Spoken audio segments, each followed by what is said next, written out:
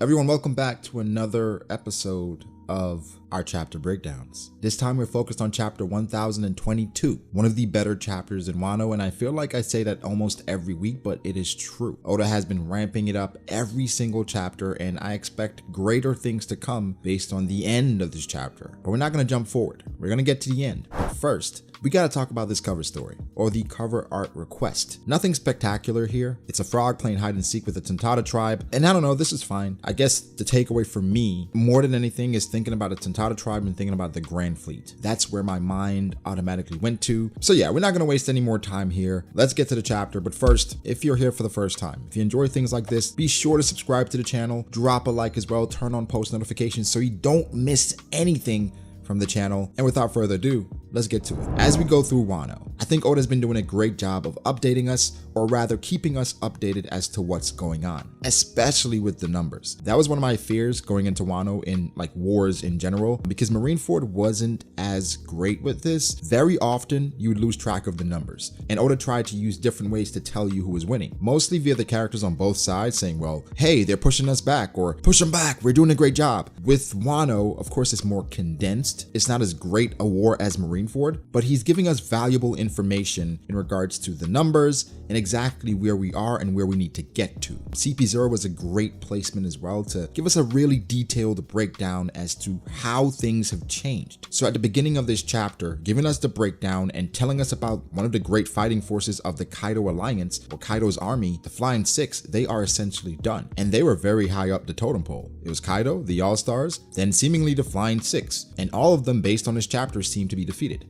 Now, Oda showed Black Maria, Who's Who, and Sasaki. Did not show Ulti or Page 1, even though I do think Ulti's definitely defeated. I think Page 1 could come back though. I do have some questions about this panel. First off, Zoans typically transform back to their regular form after they're defeated. These people were still in their Zoan forms. Does this mean they could come back? I did say in my previous breakdown that in a way it did not feel final, and then you go back to the Impo down Zoan guards, they were awakened and they were very resilient. So for Zoans to go down, I don't want to say easy, but easier than I expected, maybe was a bit disappointing. But we could be fooled and they could make a return. Because something I've been thinking about is, okay, they got defeated fairly easily, right? It wasn't too difficult. The other Straw Hats are fairly fresh. Frankie, of course, he doesn't have Frankie Shogun right now, but himself, fairly fresh. Robin, fairly fresh, like even Nami and Usopp. So what do they do? This does open the door for the Flying Six to make a return. Again, they are Zoans, so we really have to wait and see, but as the story's telling us right now, they are done.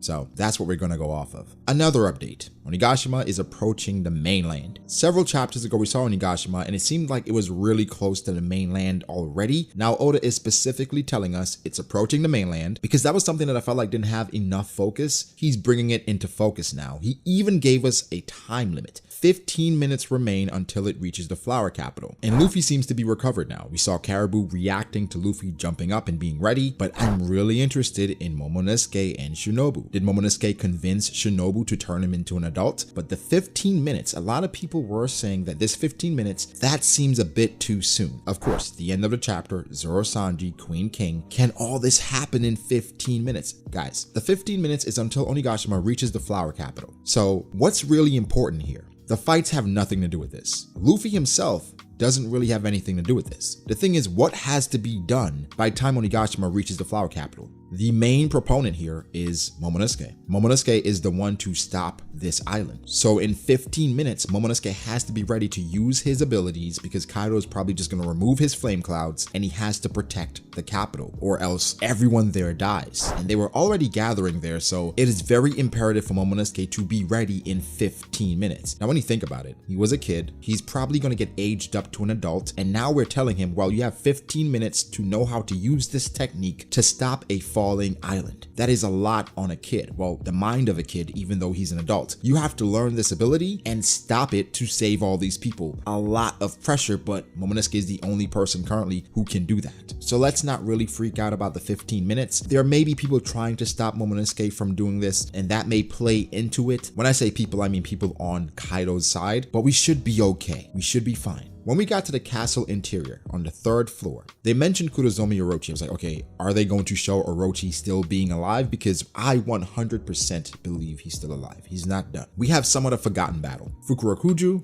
and Raizo. One of the more strange and unique battles because of their powers and them being ninja, but I think even more importantly, their ideals and perspective, that stands out the most. Fukurokuju is talking to Raizo saying that he's clinging on to a ghost, that ghost being Odin. And it shows just how different they are, where for Raizo, Odin is no longer in power, meaning that he should probably be serving Orochi. But Orochi killed his master. But we know how Raizo's life was impacted by Odin. For Fukurokuju, even though he was serving the Kozuki at one point, they are no longer in power. He is serving Wano, so whomever the shogun is, that's the person he will serve. So him talking to Raizo about wearing his heart on his sleeve, he's saying that Raizo does not have a sense of duty. And for him, he has to fulfill that because he is loyal to the throne, which I understand. I get it. But how loyal can you be seeing what Orochi has done to your people? That doesn't make sense to me. That shows me that you do not care about the people. There's absolutely no way. Raizo is saying they can't operate on a sense of duty. They're operating through their emotional bonds because that's part of what keeps them going. And then seeing shots of some of the scabbards laying face down in their own blood, Kiku, Kinemon, Ashura Doji, that was a bit sad because we see the others holding on. Remember, they just fought Kaido. Then a couple of them got stabbed by Kanjuro, but they're still recovering, but they have to keep fighting. But the person that I'm really worried about is Inarashi because he's fighting Jack, one of the commanders, the all-star. Next chapter, we probably focus on him and that fight because logically the next step would have to be the All-Stars. But I really thought this scene was important to establish Fukurokuju and the reasons why he's doing what he's doing, because it never made sense to me as the reader. Why is Fukurokuju still on the side of Orochi? Why is he so loyal? Now it makes sense.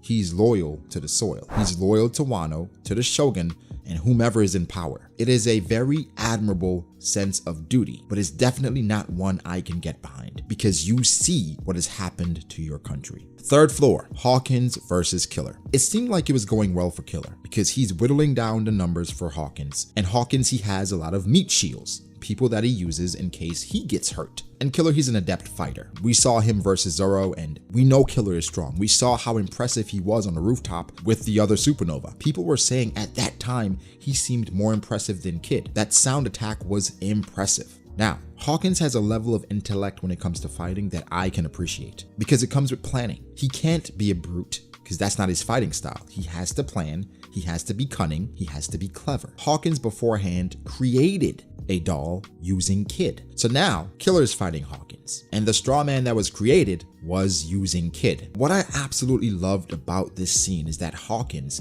how despicable he looked, saying, I could have had you kill your captain, but no. I want to see you agonize over fighting back because that should be fun as well. That is next level dastardly. That is mustache curling evil, and I love it. Now, one of the popular theories about Killer finding a way to stop Hawkins without killing his captain is you attack his left hand. People have been also pointing out, well, Hawkins, based on how he's fighting using his sword, he's left-handed. So if you take away his dominant hand, Kid's hand, it's already metal. So even if you cut it off, he will be okay. I really like that idea. Now Kid, he's fighting Big Mom with Law. So right now him being injured does not help that situation at all. He is with one of the best surgeons and best doctors in One Piece, but it is still daunting. You're fighting Big Mom, one of the Yonko. I was talking to one of my friends, and something he brought up, which was really a great point, is wait, didn't Law have Hawkins dead to rights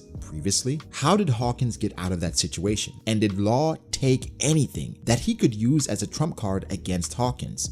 Meaning, could Law have Hawkins' heart? I don't know. Because it's weird that Hawkins is still on the side of Kaido, which is telling me Kaido probably still has the upper hand in this battle. Hawkins has always been about probability. Where do I have the best chance to survive and win? Currently, he's still on the side of Kaido, so Kaido's side still has the best chance to win? When will the tides turn? That's something I'm really interested in. And I think this scene, it's showing the bonds as well between Kid and Killer. And I'm really interested to see how Killer gets himself out of this one. The Skull Dome live floor. This is what everyone is talking about. The first thing about this panel, was King always that enormous? He looked the same size as Queen, if not bigger. And mind you, Queen is in his hybrid form. And in his hybrid form, he seems to be a bit bigger than his regular form. And King looks enormous. Either way, it reminds me of that scene when we first saw Kaido, where we saw his commanders. They were silhouette, but they were just enormous, just towering over everyone. And so we see King and Queen here, and King just has his hands on a beast pirate that's probably been turned by Tama. And he's saying enough is enough. This is what you get for turning your backs on the beast pirates. Now, what's great about this scene as well is that we go to Marco, and it seems like Marco is at his wit's end and he's had enough. He was fighting Queen and King at the same time. He seemed to have the upper hand, but I said, guys, give it time. It will not remain this way the entire time. King is an impressive fighter. He's the right hand of Kaido for a reason. And we see Marco here. He seems to be spent, and we see no scars on King. Of course, he's wearing all black, so it's hard to tell, but he seems to be okay. We then go to Sangoro, and then we get some information about him fighting King and Queen seemingly by himself, or rather saying fighting them together is rough. So this can be interpreted in some ways, because I think Marco is fighting King, right? And Sanji is fighting Queen. So then after King probably beat Marco, then he started helping Queen. And so Sanji probably had to fight them for a limited amount of time, not for that long. And he's on the losing end of that. He's not going to be two commanders, but he's not even in the raid suit as yet. This could also be interpreted as fighting both of them together is rough. And he was fighting with Marco because this is the panel immediately following that interaction. Marco was on the ground, then we saw Sanji on the ground. So either way, impressive, no raid suit, and he's holding his own. They're still waiting for Zoro to come out of his bandages because we need Zoro desperately. And now we have old man Chopper. I think just Chopper calling Zoro lad and calling him kid, it's the funniest thing, right? And now I may want a Chopper plushie that when you squeeze it, it has Chopper just saying lad, just speaking old man terms. That would be hilarious. But anyway, Zoro was given the shot. They were waiting for it to activate, for it to work. Sanji in the meantime goes at Queen. King is then telling everyone to find Zoro. We need to find him. We cannot let him recover. For a good reason. A really cool thing that was also taking place in that same scene is with Perospero, where he is still upset at Sanji for not marrying Pudding, which if he married Pudding, he was gonna die. So it's like, what are you saying? Either way, he's mad at Sanji saying, if you just married Pudding, we wouldn't have had to join forces with the Beast Pirates, which he was completely against when he first heard about it. But you know, he listens to his mother.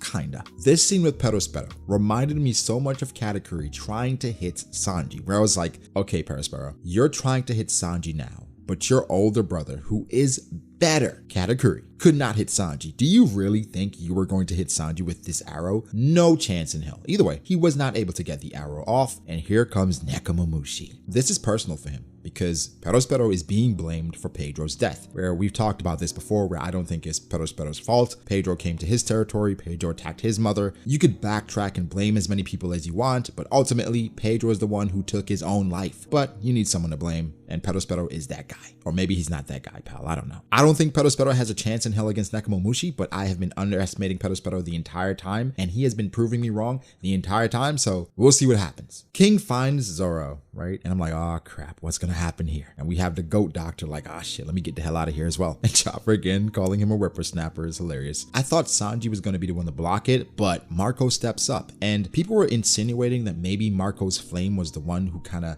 accelerated Zoro's healing, because that's something that Marco's flame can do. Because after Marco stops King, which is a beautiful clash by the way, in the anime that's going to look so amazing, the different colored flames, but then Marco drops some lore about King and his race. He said he used to hear rumors of a certain fire conjuring race that lived on top of the Red Line, King of the Flames. So Marco seems to know a lot, because when he first came, he talked about Onigashima, saying, oh, that's what they call it now, huh? Meaning it used to be called something else. Marco, what is that? I mean, he was the right hand of Whitebeard, the strongest man in the world, so I'm sure they came across a lot of information. But I'm really intrigued by King and him living on top of the Red Line. Because we don't know enough, what we can infer is King living on top of the Red Line. It does bring into question the Red Line being man-made, because this goes back to ancient history, the ancient kingdom, the Void Century, for a race to be living on top of the Red Line. But what was King's purpose? Was he just protecting the red line? Was he working with the celestial dragons and, couldn't live in Marijoa, so they lived on top of the red line, just a bit further down, whatever. But then you think about King, this ancient race from the ancient kingdom, and they conjure fire. Does this mean that King originates from the ancient kingdom where they served the sun god Nika, and that's how they learned to conjure fire? It does bring all this into question. But then you think about the Gorosei and the cleansing. Were they part of the ancient kingdom and they were the people that betrayed them, and then the celestial dragons wiped them out? We don't know, but all this leads to that way of thinking. Very interesting stuff. So Marco, after he does this, and again, he could have been the one to accelerate Zoro's recovery, he puts his hands up and say, I'm done. It's time for the stars of this age, this era, to take the stage. And we have one of the most beautiful panels with Zoro and Sanji simultaneously attacking King and Queen, and oh my god, everyone lost their collective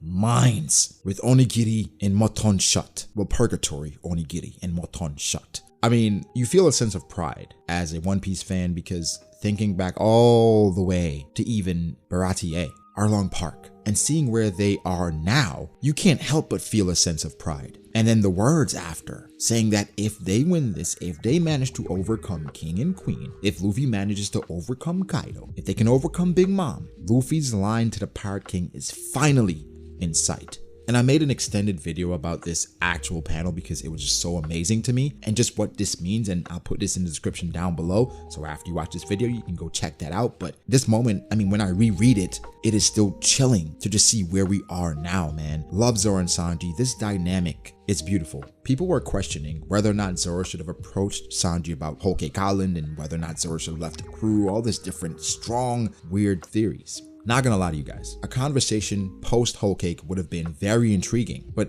there was nothing in me that thought, oh, Zoro's definitely gonna leave the crew now. What? These people, they know the wings of the Pirate King, they are needed for the Pirate King to soar. They are going to elevate Luffy because as they elevate, Luffy elevates. Again, a focused video in the description box down below about this actual topic. Beautiful chapter, amazing chapter rather. And I feel like we say that so often in Wano, but Wano, it has been delivering. There's some chapters that are like, oh, this is okay. But in some chapters like this where it just pulls on your heartstrings, right? But guys, give me your thoughts. How did you feel about this chapter? Leave it all below. I want to hear it. I do appreciate you guys' comments and your support. I read a lot of comments. I just don't have the time to respond to all of them, but I do appreciate the comments and I do read them, and thank you so much. So yeah, like the video if you did, subscribe to the channel for more content like this. Follow me on Twitter at BragoDAce. Follow me on Instagram at BragoD.Ace. Thank you to my patrons. I appreciate you guys so much. Guys, like, subscribe, and I'll catch you in the next one. Peace.